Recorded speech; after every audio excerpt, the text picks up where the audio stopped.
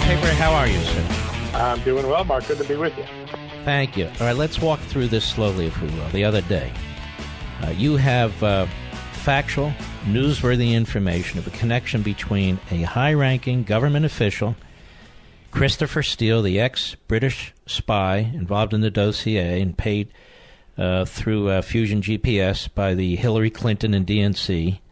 That's right. As well as a Russian oligarch. What's going on here? Yeah, no, it's an extraordinary set of circumstances. So let's set the table. Christopher Steele is a British MI6 agent by whose own admission came to America to try to defeat Donald Trump. He gets hired by Fusion GPS, which is the opposition research firm paid for by Hillary Clinton and the Democratic National Committee, also trying to beat Donald Trump. Somehow he manages to land with the FBI and become an informant, even though he's paid by the DNC and the Clinton campaign to dig up dirt in the middle of an election. His work, the dossier, becomes the foundation of the Russia collusion case, still unproven, against Donald Trump at the FBI. He then gets fired by the FBI for leaking to the media just before the end of the election. And then we learn now today from these notes, or over this week from the notes I gathered, that what the FBI and the Justice Department set up was when Steele got fired for his misdeeds, they just had this guy, Bruce Orr, senior justice official, reporting to the Deputy Attorney General of the Obama administration, and Orr would meet with Steele, or would meet with Glenn Simpson, his boss, and they would take the information that they weren't supposed to be giving to the FBI directly, and they laundered it through Orr, and Orr would send it on to the FBI. And it's a complete end run around the FISA court rules, around the way intelligence is normally gathered, and it's another sign that the Trump collusion case was not handled like a normal counterintelligence case. It was handled like a political opposition research project inside the FBI. And that's what these notes show. They show the wild tales that are being told. They show how little was actually factually corroborated. And they show Bruce Orr, who, by the way, his wife worked for Fusion GPS on the Trump research project.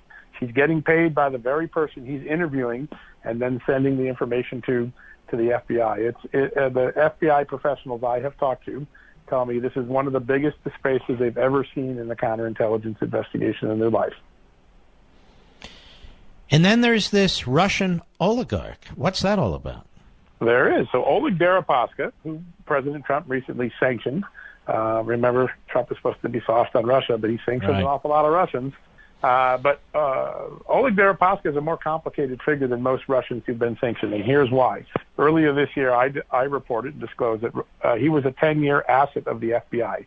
He assisted the FBI in counterintelligence matters, including going to Iran and trying to rescue an FBI agent who had been captured by the Iranian mullahs. So he was working for the FBI. He was a friendly. He had been banned from the country, but the FBI found him so helpful they allowed him in secretly to the country. They came up with this workaround. And so he's a very valuable asset to the FBI, and I also believe there's some indications he was useful to the CIA. At the beginning of the Trump campaign, this is in September of 2015, Christopher Steele, the British MI6 agent who's going to become the Clinton researcher, reaches out to Deripaska and tries to co-opt him and offers his services on research. I'll do some research here. But his real motive, as we learned from Bruce Orr's notes, and Bruce Orr is monitoring this effort, by the way, very unusual that the Justice Department is monitoring a British agent trying to get in touch with a Russian national who might have some dirt on Donald Trump. The real reason that Christopher Steele wanted to be talking to this Russian oligarch is he thought he knew something bad about Paul Manafort. Paul Manafort was a guy that was almost certainly going to show up in the 2016 election as a Republican, ultimately turned out to be President Trump's temporary campaign chairman, and they're pumping him for Paul Manafort dirt, and here's why. Oleg Deripaska sued Paul Manafort for defrauding him. Deripaska alleged that Manafort took some money from him, never repaid it, walked off with it, and it was fraud. And very early on, in the early days, right after Donald Trump won his first debate in the fall of 2015, there is Christopher Steele and Bruce Orr monitoring it, trying to pump a Russian. So we talk about the Tower meeting, right? And we say, we hear some Democrats and hysterical journalists on TV say that is a conspiracy to collude with a foreign national to affect our election. Well, just think about this. An FBI asset being paid by Hillary Clinton tried to collude with a Russian national to get dirt on Donald Trump or his campaign chairman, and nobody seems to be upset about that. And that's where Deripaska comes in. Now, in my reporting, Deripaska, he's got some bad things about him, some good things about him, but he's very friendly to the United States, according to the FBI people I've talked to. And yet there he is being targeted by spies for Hillary Clinton and now the Justice Department. So that's what we've learned there. Absolutely incredible. Absolutely incredible. And by the way, did Jim Acosta break this story? I don't believe so. Has Jim Acosta broken any of these stories? Not that I recall. No, you have. Yeah. And I assume you'll be invited to Stephen Colbert's show to explain what freedom of the press actually means. Now, you have a breaking story tomorrow, right, John Solomon? I do, yeah. So one of the things that I got in this tranche of documents I've been going through the last few weeks are the handwritten notes on the day that Glenn Simpson, the founder of Fusion GPS, Christopher Steele's boss, the man who was directly being paid by Hillary Clinton's campaign and the Democratic National Committee, former Wall Street Journal reporter, he gets debriefed by Bruce Orr, the same justice official we were just talking about, a month after the election. And these handwritten notes are eye-popping for many. Now, wait a minute. Who is debriefing whom? Bruce Orr, the Justice Department official, who is secretly the conduit between the FBI and this whole Democratic opposition research operation. Bruce Orr meets with Glenn Simpson and debriefs him about things they've learned since the election. So let me just explain to the public. You have a senior government official. Yes. Using information he has gleaned as a senior government official. Yes. Briefing the head of a private opposition research organization. No, the other way around. Way around. I'm sorry. Go ahead. Bruce Orr is trying to get dirt from Glenn Simpson. Okay, so he's trying to get information from the opposition research firm. Right. Go ahead. The way to look at this is Hillary Clinton's campaign is still the gift that keeps on giving even after the election, because here is Glenn Simpson taking stuff he was still digging up on Donald Trump, still trying to prove the dossier is true, even though it remains uncorroborated 2 years later, and he's feeding it to Bruce Orr. The reason they have to do this is a few days earlier, or a month earlier, Christopher Steele just got fired. He got fired from the FBI because he leaked to the news media in the final days of the election that there was an FBI probe of Trump trying to swing the election, right? Well, this conversation with Glenn Simpson that we're going to write about tomorrow is eye-popping for a lot of reasons. When people are going to look at these handwritten notes, they're going to compare it to Glenn Simpson's testimony to Congress. They're going to go take a look at what the Justice Department knew about the flaws in the case and the political motives of what was being expressed in this meeting. And they're going to look and see, did any of that get to the FISA court? Did they tell the truth to the FISA court? I think people are going to be surprised. I'll give you one tidbit because it's so delicious.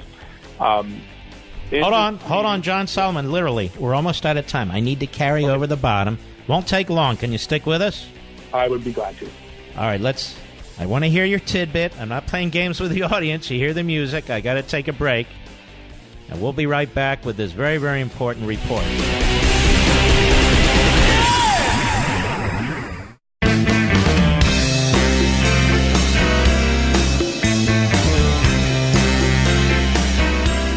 Liberty's voice, Mark Levin. Talk with that voice now. 877-381-3811. John Solomon with the Hill newspaper, who's broken more stories than anybody I know on this horrific. Let me just ask you this: you've been around a long time. I've known you a long time, John. When you were with AP, Washington Times, I've never seen anything like this. The breadth and depth of this scandal. Have you?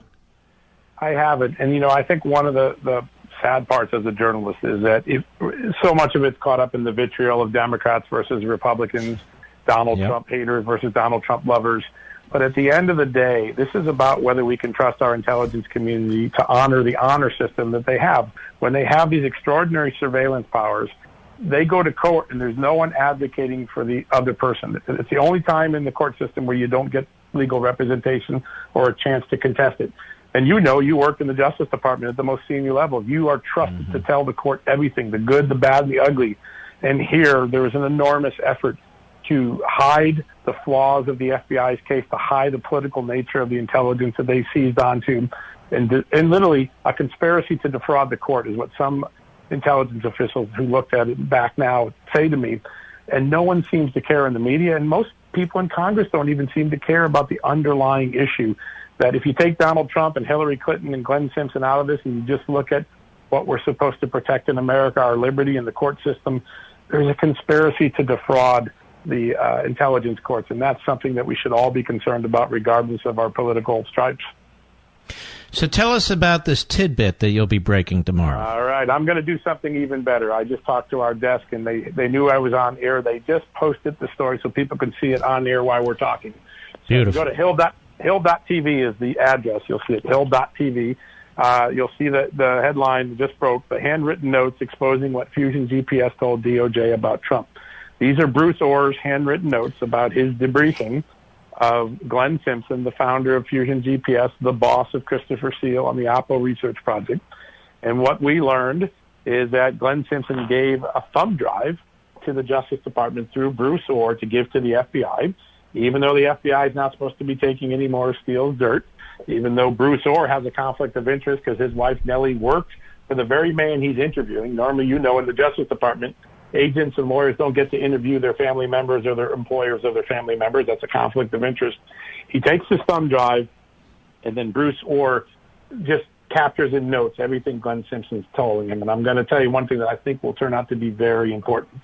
When Glenn Simpson was interviewed by the House Intelligence Committee and by the Senate Judiciary Committee, Devin Nunes and Chuck Grassley's teams, he said the reason he turned in Donald Trump and he went to the FBI and they did all this work was not because he was partisan or he's trying to affect election, it's because he was trying to be a good citizen. That's his own words. It was about citizenship and doing the right thing and reporting a possible crime. Now, it's also important to note that as they carried on that conversation, he later admitted he didn't really know if there was a crime, but he passed it on anyways. Well, there's a line in these handwritten notes that is going to be most important to evaluating that testimony. Orr writes that Glenn Simpson told him that he asked Christopher Steele, at that time a human source prohibited by the FBI's rules from talking to the news media, he asked Christopher Steele to speak to Mother Jones' reporter, that is a well-known reporter named David Corn, liberal reporter, well-known, unabashed opponent of Donald Trump. And he said the reason he asked him to do this is what he's telling Orr now. Remember his testimony, I'm just being a good citizen. He says in these notes, it was Glenn's quote-unquote Hail Mary attempt 8 days before the election. There's not much doubt what that means. There was a Hail Mary attempt to try to sway the election to Hillary Clinton at the end. Far different from being a good citizen, I guess.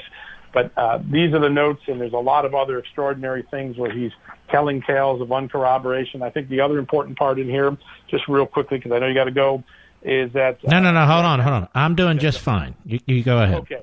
Let me give you one more. In this interview, he with Orr, Glenn Simpson says we don't really have a source in Moscow where this plot's all been hatched. What it really is a Russian dissident, maybe a Russian spy, a former Russian spy who's in the United States right now, and that's where we got all this dirt. So I take these notes. Wait a minute. This is big. That is huge. It is. It is huge. Well, no, what? Because remember when they briefed Trump, when Comey did, he brought up the Golden Paris, all that stuff. Yeah, right, yep. And Simpson knew it was a lie. Well, we'll see if it was a lie. Yeah, right, of course. I mean, Simpson doesn't think it's a lie still, I don't think. But he did acknowledge that he didn't know what was true and wasn't true here. But let me tell you why this is important. I took these notes, and I went to 5 people who worked in counterintelligence, maybe more than 100 years combined between them. Some of the best people who didn't conduct investigations like this one was done. And I said, tell me what stands out to you. And to the T, these 5 guys said this to me.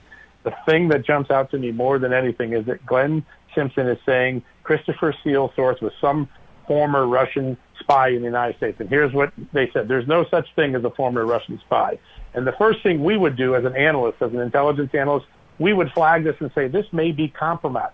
This may be an effort by Russia to drop intelligence on Trump to draw confusion about him, just like they were trying to draw confusion about Hillary Clinton. Mm-hmm. This would be flagged immediately as highly suspect intelligence, but not for Peter Strzok, because Peter Strzok went right to the FISA court and used this dossier, despite what other professional intelligence officials saw as a red flag that this might be an accurate, a dirty trick by the compromat team of the KGB or the Kremlin.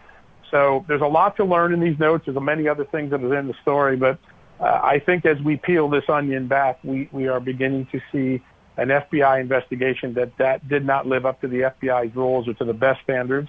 And someone in Congress, and I hope more people in America get concerned, because it happened to Donald Trump. But, if this is allowed to go unanswered, it could happen to any American. And that's what I think is the bigger concern we should all have. Well, let me ask you this, John Solomon. Yes. As you collect this information, and we're almost 2 years into this. We are. And it gets worse and worse and worse. How is it possible that the Deputy Attorney General, Sally Yates, for whom Orr worked, wouldn't know anything unless Orr kept it from her? And how is it possible that Jim Comey wouldn't know anything, even though his FBI is involved in it? Well, I'm going to give you one more person that we should talk about. Bruce Orr wasn't just the top deputy of Sally Yates. He later became the top deputy to Rod Rosenstein. Yeah. And Rod Rosenstein signs the last FISA warrant that extends the Carter Page warrant for yet another 3 months and almost a full year into the investigation. Very rare for a FISA warrant to go that long without real dirt being found or real concerns being found. So I was able to get a hold of a letter where Rod Rosenstein recently wrote Congress private. It's a private letter. It's not been made public. And he basically said, listen, I saw no evil, heard no evil, did no evil. I just didn't know that Bruce Orr was doing that. Well, as a former senior Justice Department official, that doesn't fly with the FISA court. Ignorance is not an excuse for the FISA court. If you're the Deputy Attorney General and you're signing representations to the court, it's your job to make sure anyone who's playing ball on it is telling the court to the truth.